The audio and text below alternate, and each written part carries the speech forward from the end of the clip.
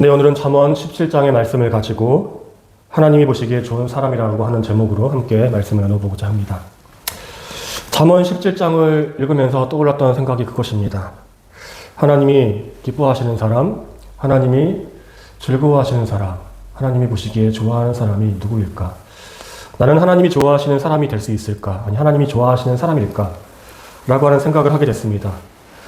그러면서 또 한편으로 제 머릿속에 떠나지 않는 성경 말씀이 하나 있었습니다. 로마서 12장 19절의 말씀입니다. 사랑하는 여러분, 여러분은 스스로 원수를 갚지 말고 그 일은 하나님의 진노하심에 맡기십시오. 성경에도 기록하기를 원수 갚는 것은 내가 할 일이니 내가 갚겠다고 주님께서 말씀하신다 하였습니다. 이 성경 구절이 계속해서 머리에 맴돕니다. 왜 그럴까요? 원수를 갚아야 하는 일이 있다라고 제 마음속에서 생각하고 있기 때문에 그런 것 같습니다. 누군가가 용서되지 않고 누군가가 계속 머릿속에서 맴돕니다. 그 사람이 잘 되는 게 있으면 너무나 싫고 그 사람이 잘 되는 것에 축복하기가 어렵기 때문에 그렇습니다. 그 사람이 못 됐으면 좋겠다라고 하는 생각이 있습니다. 성경에서는 원수를 사랑하라. 내 이웃을 내 몸과 같이 사랑하라.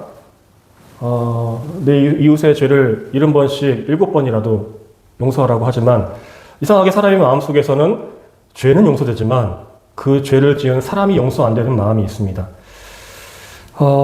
그 상처가 있기 때문에 그럴까요? 어찌됐든 그 원수 갚는 것이 꼭 하고 싶다라고 하는 생각이 있습니다. 주님은 서로 사랑하라고 하셨지만 사랑하고 싶지가 않고 미워하고 싶고 욕하고 싶고 화를 내고 싶고 증오하고 싶은 마음이 있습니다.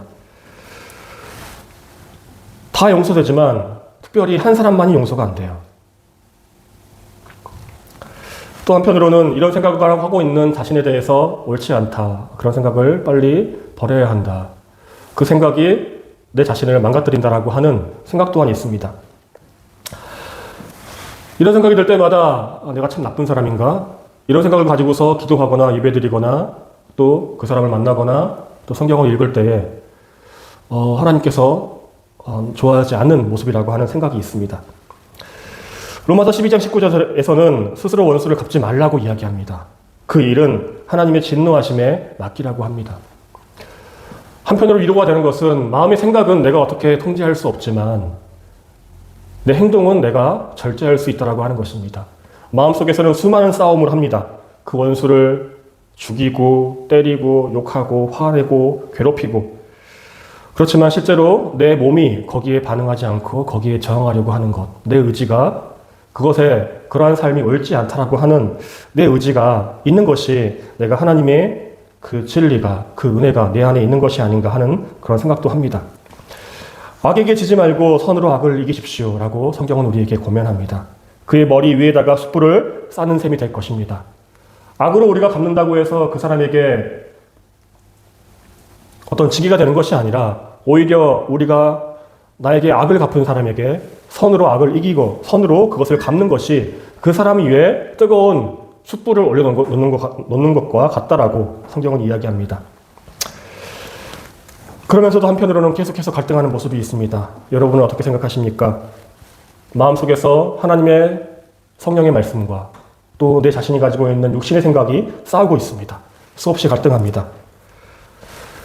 그리고 이런 갈등의 삶이 없어지지 않는 것이 우리가 인생을 살아가는 삶의 모습인 것 같습니다. 예수를 믿는다고 내가 구원받은 하나님의 사람이라고 내가 성령이 충만하다고 이러한 갈등이 사라지는 것 아닙니다.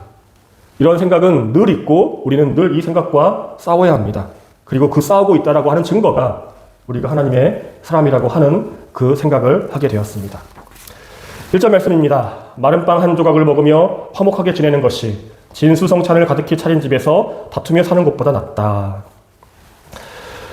우리가 지금 살아가고 있는 세상은 과거에도 그랬는지는 모르겠으나 온통 싸움의 소식이 넘쳐납니다.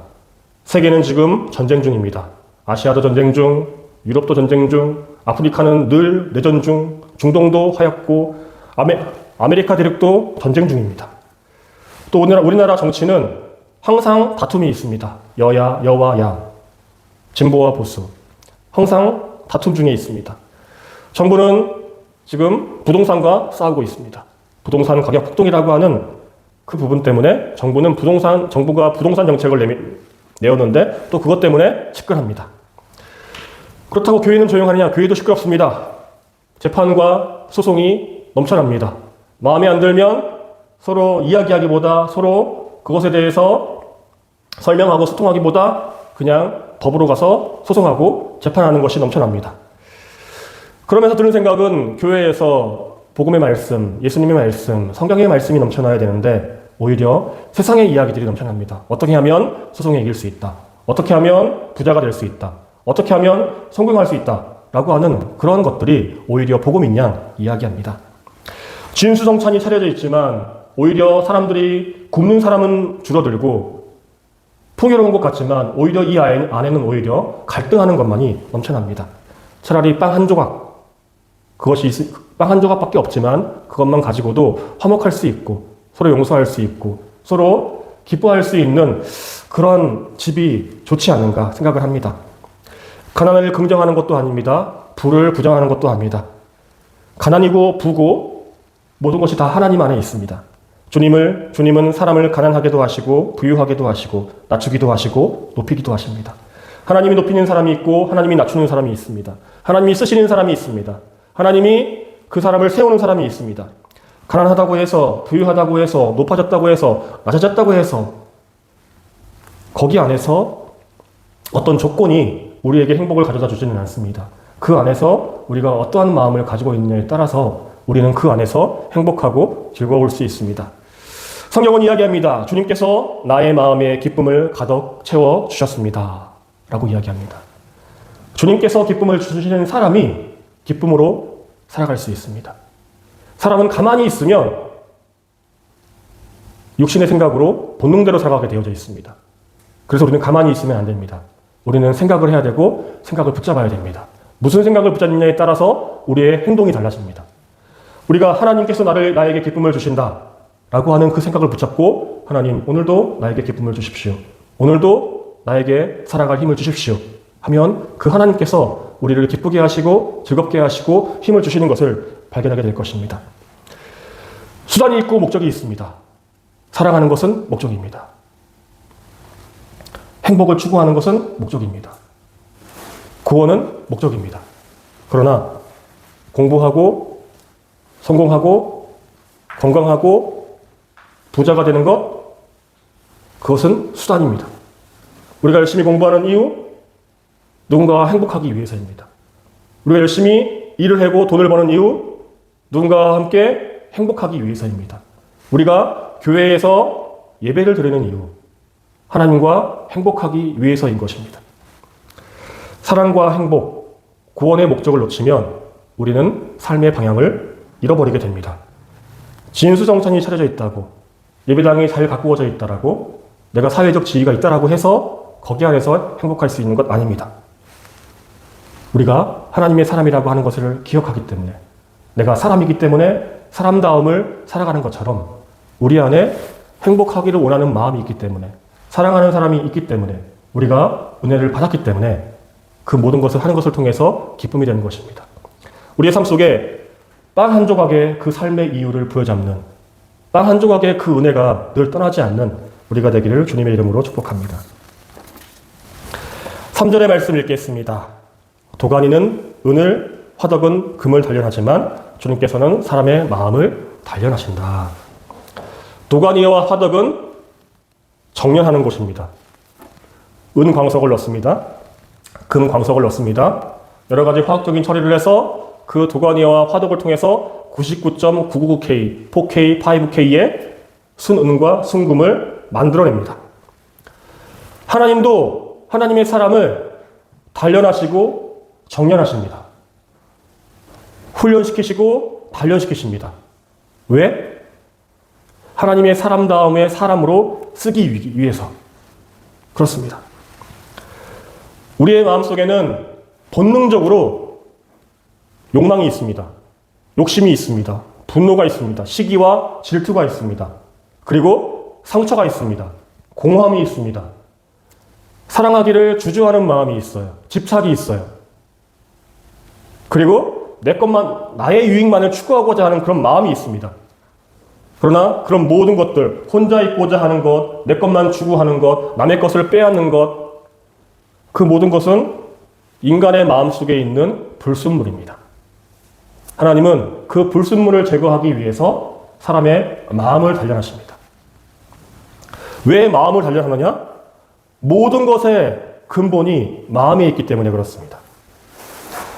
사람의 마음에 생명의 근원이 있기 때문에 그래요. 마음 먹기에 따라 삶이 달라진다라고 하는 말도 있죠. 사람이 어떤 마음을 먹느냐에 따라서 상황을 바라보는 관점도 달라집니다. 내 마음이 약해지면 모든 것이 부정적으로 보입니다. 내 마음이 싫으면 사람도 상황도 모든 것이 싫습니다. 내 마음이 어떤 상태이냐에 따라서 우리의 현상이 달라집니다. 그래서 하나님은 사람의 마음을 단련하신다고 말합니다. 그래서 사람의 마음을 단련할 때 우리가 느끼는 것은 괴로움입니다. 괴로워요. 우리가 어떤 것을 학습하고 훈련하고 단련할 때 괴로움이 있어요. 안 쓰던 몸을 써야 돼요. 운동을 하기 위해서는 안 쓰는 몸을 써야 돼서 그 운동을 하고 나면 몸이 쑤시고 아프고 결려요. 그래서 운동을 하러 가고 싶지 않은 마음도 생겨요. 또 어떤 것을 배우기 위해서는 내가 모르는 부분에서 배워야 하기 때문에 그 시간을 거기에 채워야 하는 것이 있습니다. 거기에서 앉아 있어야 돼요. 지루하고 재미없고 그 시간을 견뎌야 하는 그 괴로움이 있습니다. 그런데 우리가 이 괴로움에도 종류가 있다고 하는 것을 알아야 합니다. 하나님이 사람의 마음을 단련하실 때에는 그 괴로움이 사람을 건강하게 하고 단단하게 하고 사람이 활력 있게 하기 위한 것입니다. 그러나 하나님이 아닌 것들에 의해서 오는 그 괴로움은 고문과 같습니다. 그 괴로움이 어떻게 끝날지 알 수가 없습니다. 그래서 그 괴로움의 말로는 비참함입니다. 비참함이고 모든 것이 망가지고 쓰러지고 부패하고 썩고 냄새나는 것.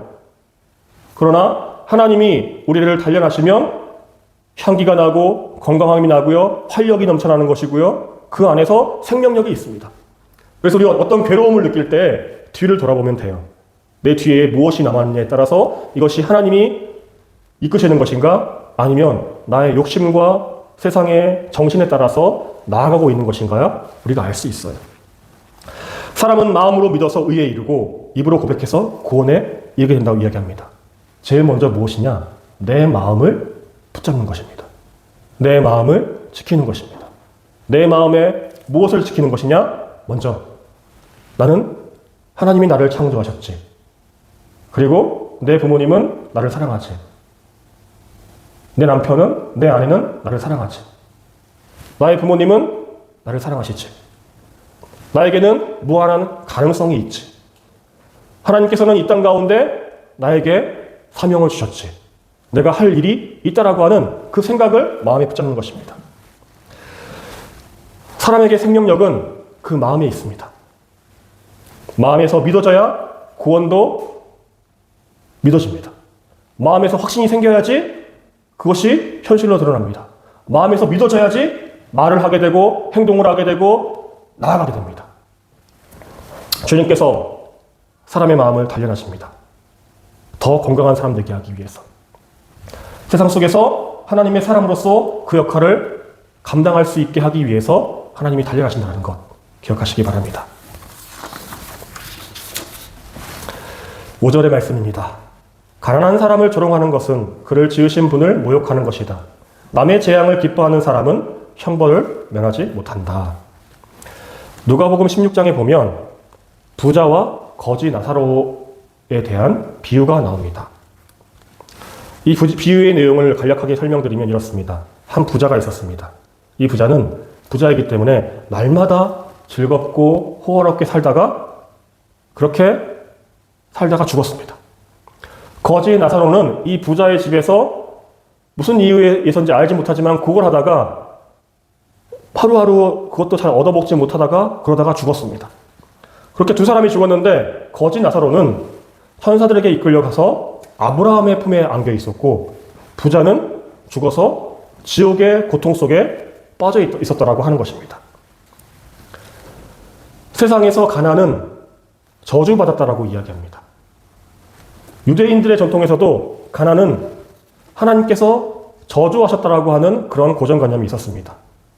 그런데 신약성경 예수님께서는 거지 나사로가 무슨 이유에서인지 모르지만 그러한 가난과 고통과 헐벗음과 괴로움 속에 있었지만 그는 죽어서 하나님의 나라에 거하게 되었다라고 하는 거예요. 반면에 사람들은 그는 하나님이 축복하셨고 하나님이 그를 복 주셨고 하나님이 그를 흥하게 하셨다고 생각했던 부자는 오히려 죽어서 지옥에 가게 되었다라고 하는 내용입니다. 세상의 논리와 반대되는 내용입니다. 우리가 생각하는 그런 고정관념과 약간 반대되는 내용입니다. 예수님이 왜 이런 말씀을 하셨을까요? 가난한 사람을 만나거든 조롱하지 말고 도움을 주라고 하는 말입니다. 누구를 만나든 그 사람을 외모를 보고 판단하지 말라고 하는 것입니다. 사람이 장애가 있다고, 사람이 외모가 좀 못생겼다고, 사람의 옷이 남루하다고, 사람의 지위가 미천하다고 해서 그 사람을 천하게 여기는 것이 아니라 사람을 조롱하지 말라고 하는 것입니다. 재앙을 만나는 사람이 있어서 그 사람을 저주하지 말라고 하는 것입니다. 하나님이 너를 저주하셨다라고 하는 그런 저주의 말을 하지 말라고 하는 것이에요. 오히려 재앙을 만나고 재난을 만나는 사람과 함께 기도하고 그들과 함께 하라고 말씀하십니다. 가난한 사람도 하나님의 사람입니다. 부자도 하나님의 사람입니다. 가난한 사람도 부자도 모두가 다 하나님이 지은 사람이라고 하는 거예요. 오늘날 우리와 생각이 다르고 모양이 다르고 환경이 다른 많은 사람들이 있습니다. 나와 싸우는 사람도 있습니다. 그 사람도 하나님이 지은 사람이라고 하는 것을 우리는 기억해야 한다는 거예요. 나랑 싸우고 있다고, 나와 반대되는 입장이라고 해서 그 사람을 마귀의 자식이라고 하던가 그 사람을 저주한다라고 하는 것은 옳지 않다라고 말씀합니다. 모든 사람은 하나님 앞에서 다 같은 사람입니다. 그저 주어져 있는 사명이 다른 것이에요. 부자도 거지도 다 사명이 있었어요. 하나님 앞에서 받았고 하나님 앞에서 그 주신 것을 가지고 그것을 잘 활용해야 됩니다. 나사로는 그 주어져 있는 사명을 이루고 있었던 거고 부자는 그 주어져 있는 사명을 이루지 못했기 때문에 괴로움 당하는 거죠. 기뻐하는 사람과 함께 기뻐하고 우는 사람과 함께 우십시오. 우리가 생각을 이렇게 해야 됩니다. 기뻐하는 사람이 있으면 함께 기뻐해 주는 것입니다.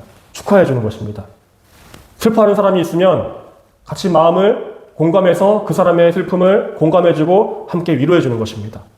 우리는 반대로 할 때가 있죠. 사돈이 땅을 사면 배가 아프다는 말이 있어요. 남이 잘 되면 배가 아프다는 말이 있어요. 그것이 인간의 본능이에요. 남이 잘 되는 것, 다른 사람이 잘 되는 것, 배가 아파요. 그러나 그렇게 하면 우리는 부자와 같은 사람이 됩니다. 나만 잘 먹고 나만 호화롭게 살다가 나만 즐겁게 살다가 갔는데 이게 웬일입니까? 거기가 지옥이었습니다. 나만 아는 곳이 지옥이었어요. 기뻐하는 사람 함께 기뻐해 주는 것입니다. 슬픈 일 당하는 사람, 우는 사람 뒤에서 비웃는 것이 아니라 그 사람의 아픔을 보듬어주고 기도해주고 그 사람을 함께 공감해 줄 수 있는 사람. 기쁘고 즐겁게 살아가는 것도 중요하지만 다른 사람의 감정에 공감해 주는 것도 중요합니다. 부자는 대문 앞에 있었던 나사로를 공감해 주지 못했던 것 같습니다. 이 공감이라고 하는 것, 다른 사람들을 이해한다라고 하는 그 마음, 그것 또한 우리가 삶을 살아가면서 그리고 구원받은 사람의 그 구원의 은혜를 이어가기 위해서 굉장히 중요합니다. 8절 말씀입니다. 뇌물을 쓰는 사람의 눈에는 뇌물이 유술방망이처럼 보인다. 어디에 쓰든 안 되는 일이 없다. 이 말씀 일부러 정했습니다. 사람은 선물과 뇌물을 쓰기를 좋아합니다. 왜냐? 선물을 주면, 선물을 받으면 기본적으로 사람은 기분이 좋아요. 그리고 사람은 누군가에게 무엇을 받으면 뭔가 좀 아닌 것 같은 것도 용납하게 되어져 있습니다.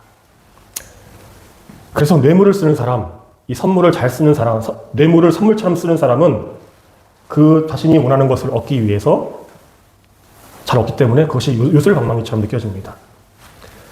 그리고 이 뇌물과 선물은 어디에 쓰든지 안 되는 일이 없어 보입니다. 그러나 어떤 선물과 그 뇌물을 통해서 내가 무엇을 얻기 위해서 그것을 주는 것은 하나님이 원하시는 방법이 아닙니다. 거짓이죠. 속임수죠. 정당한 방법을 통해서 얻는 것이 아닌 것은 하나님이 원하시는 방식이 아니라는 것입니다. 세상에는 관례라는 것이 있습니다. 중국에는 유명한 말이 있다라고 하죠. 관시라고 하는 말이 있다라고 합니다. 관계에서 사람이 주고받는 관계를 통해서 그 사람을 신뢰하고 그 사람과 거래를 트고 거래를 이어간다라고 하는 그런 세상의 논리가 있어요. 그래서 뇌물과 청탁이 우리 사회에 아직도 남아 있습니다. 이 뇌물과 청탁을 통해서 안 되는 일이 없다라고 사람들은 생각합니다. 안 되는 것은 더 많은 돈을 주지 않아서 안 되는 것이고, 그 사람들이 생각하는 것 이상의 것을 주면 된다라고 사람들은 생각합니다. 그러나 그 모든 것들 다 결국 한 번에 세상에 드러나고 납니다. 사람들이 모르겠지 생각했던 것들이 어느 날 누군가가 녹취한 것이 드러났습니다. 누가 그 상황에 그것을 녹취할 줄 알았을까요? 세상 속에는 부정한 것은 어떠한 상황 속에서도 드러납니다. 정치인들이 뇌물을 받는 것, 직장에서 거래처에서 뇌물을 받고 부정을 눈 감아줍니다. 그러나 결국에는 다 드러납니다. 어디에 쓰든 안 되는 일이 없다라고 했던 것들이 결국에는 다 드러나서 엄청난 그 부정한 일로 드러납니다. 무슨 게이트? 이렇게 해서 드러나죠. 하나님에게도 뇌물과 같은 헌금을 드리는 사람들이 있습니다. 사람들에게는 말하지 못하지만 부정한 방법으로 무언가를 행해놓고 하나님 앞에 죄송하니까 헌금을 드려서 그것을 탕감받으려고 하는 것이 있습니다.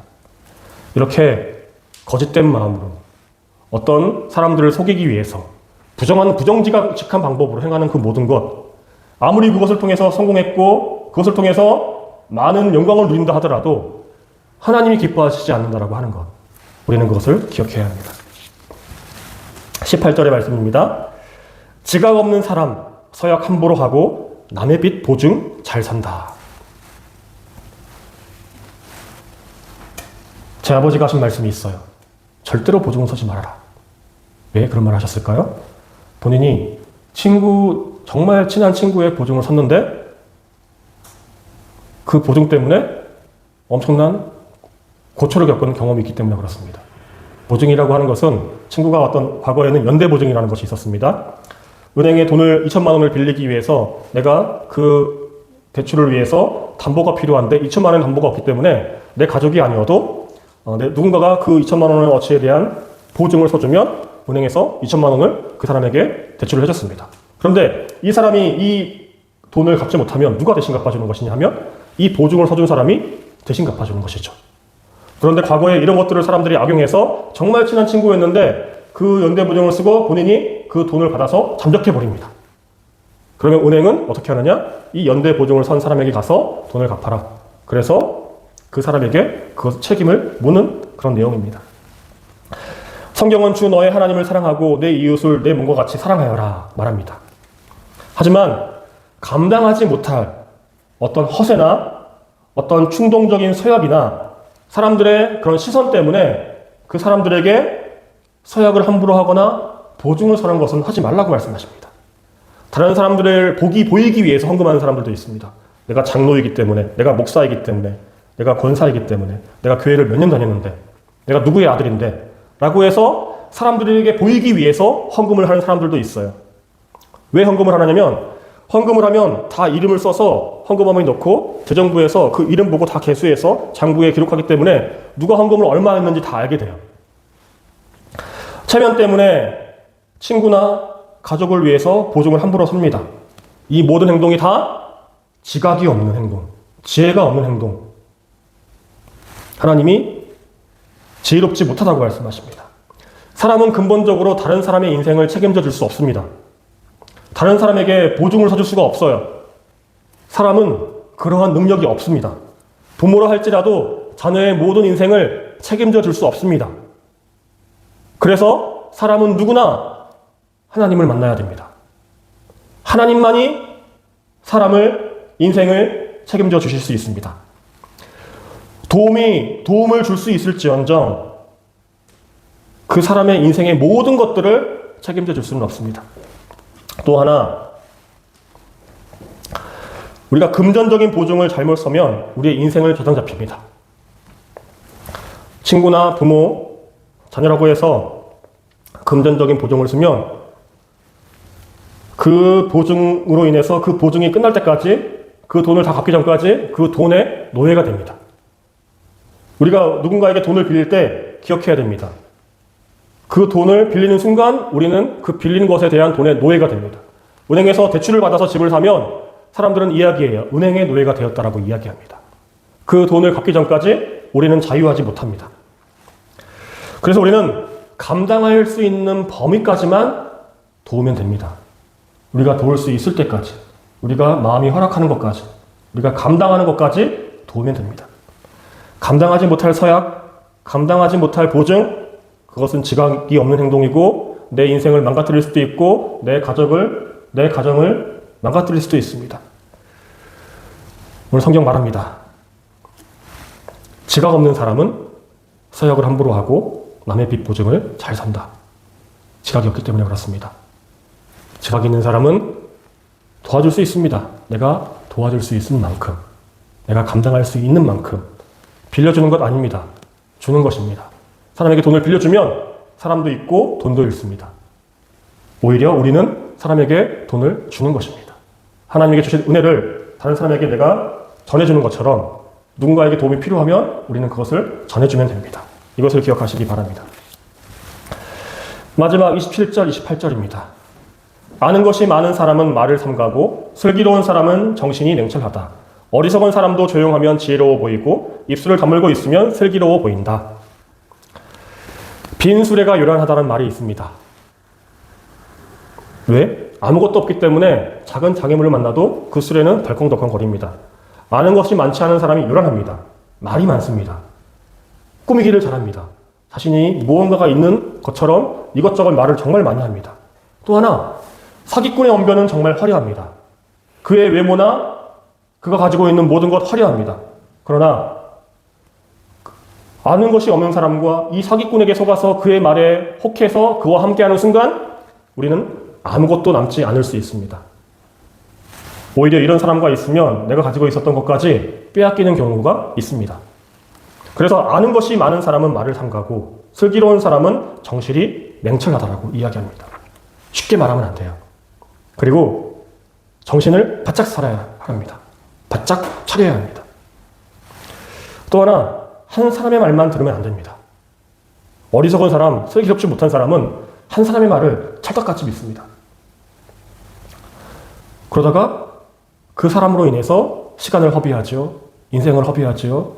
그리고 여러 가지 허비하는 것이 많이 생깁니다. 세상에서 제일 위험한 사람이 하나 있습니다.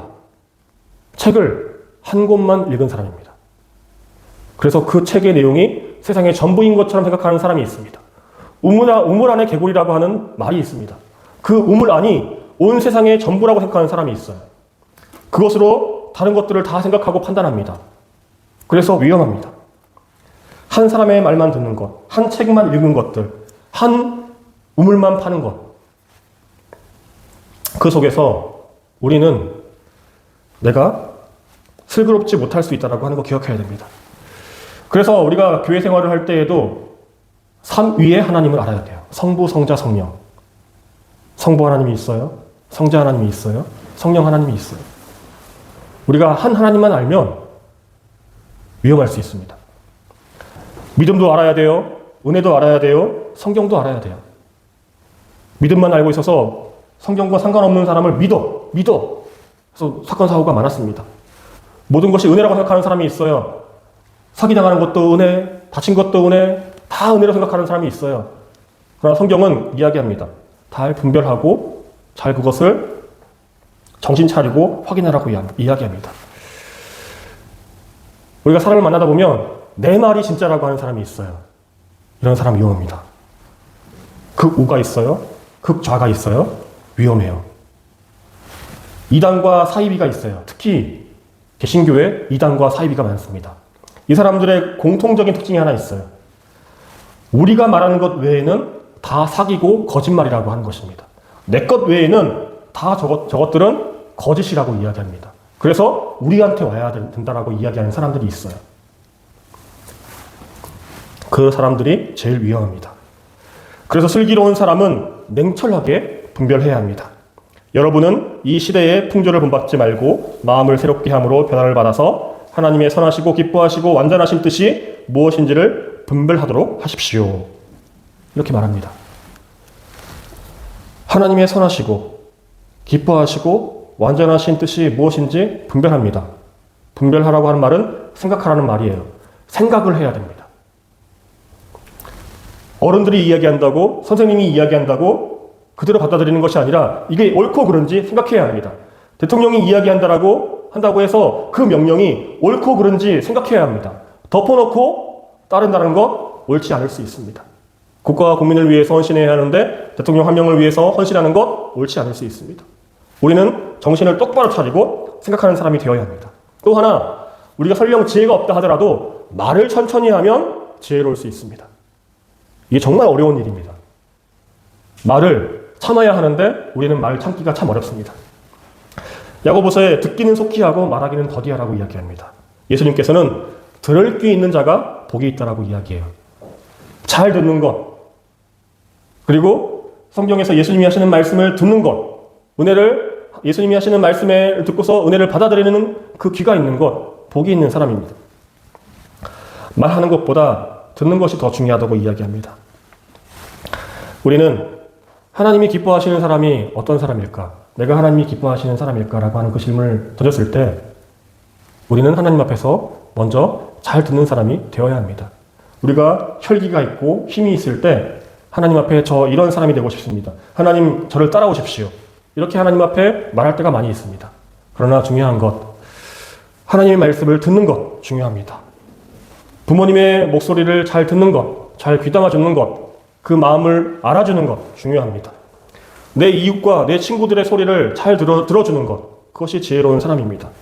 그리고 이렇게 잘 들어주는 사람, 잘 듣고 있는 사람, 그 듣는 말씀을 마음속에 잘 간직한 사람이 하나님이 보시기에 좋은 사람인 것을 기억하시기 바랍니다. 이것을 기억하시고 이 명절 연휴가 있는 2주 살아갈 수 있는 저와 여러분 되시기를 주님의 이름으로 축복합니다. 기도하겠습니다.